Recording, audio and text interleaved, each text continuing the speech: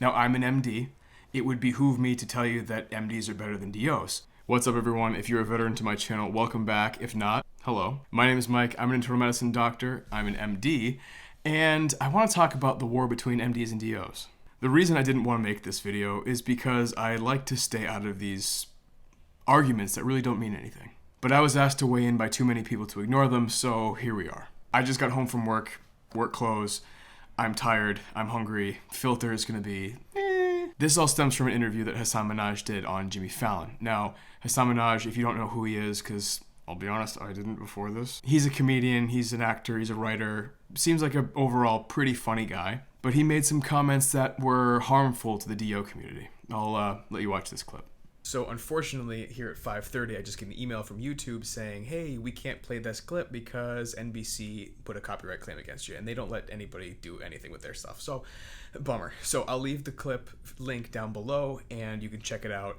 Give it a pause. Watch the whole thing all the way through. I think there are important things to glean from all of that stuff, especially if you are in healthcare.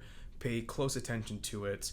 And if you're not in healthcare, I'm going to explain what I think of it in 3, 2, 1.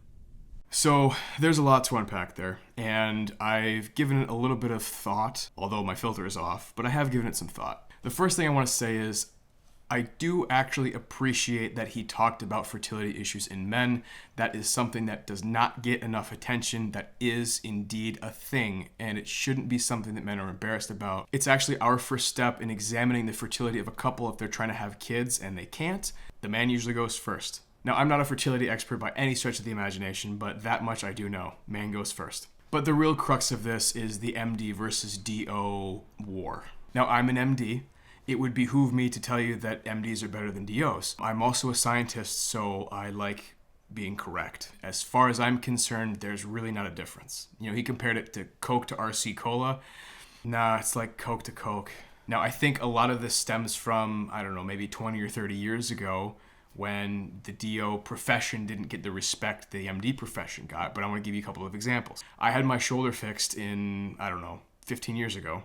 My surgeon was an MD. My father had his shoulder fixed a couple of years ago, and his surgeon, she was a DO.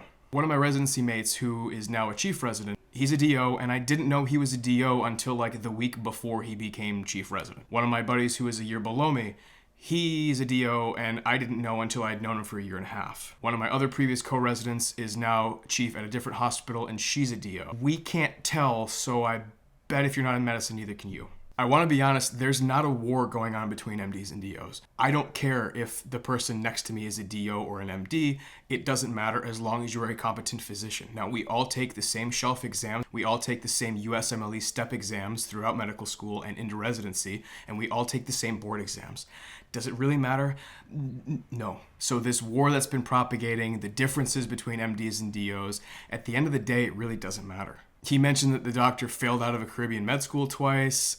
I don't know how true that is. You can fail exams in medical school. The medical school exams are tough. You can not pass a particular shelf exam or a board exam and then do it again and then pass eventually. So I'm not sure exactly what that is. I don't want to guess, but there's a lot of things that could be that really, again, means nothing. A lot of this probably stems from a long time ago when it was a lot easier to get into DO school than MD school. And this is still kind of recent. I do remember distinctly that the grade point average and MCAT scores necessary to get into a DO school were quite a bit lower than that of an MD school. But as I go through my medical training, I'm learning just how much none of that matters. I can tell you today that I do not care if you aced organic chemistry or if you had to take it 5 times to pass it once. I don't care. And this coming from a guy who got A's in it.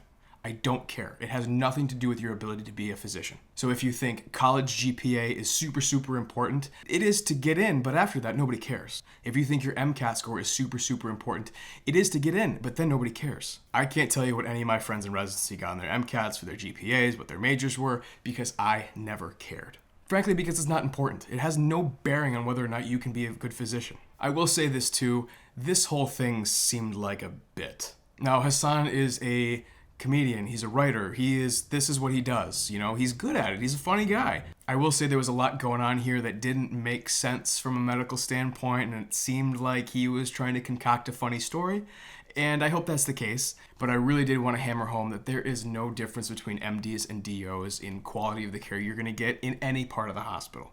It's all the same stuff. We're all the same people. We work side by side with one another. We consider them equals. Maybe some MDs don't consider DOs equals, and they're wrong.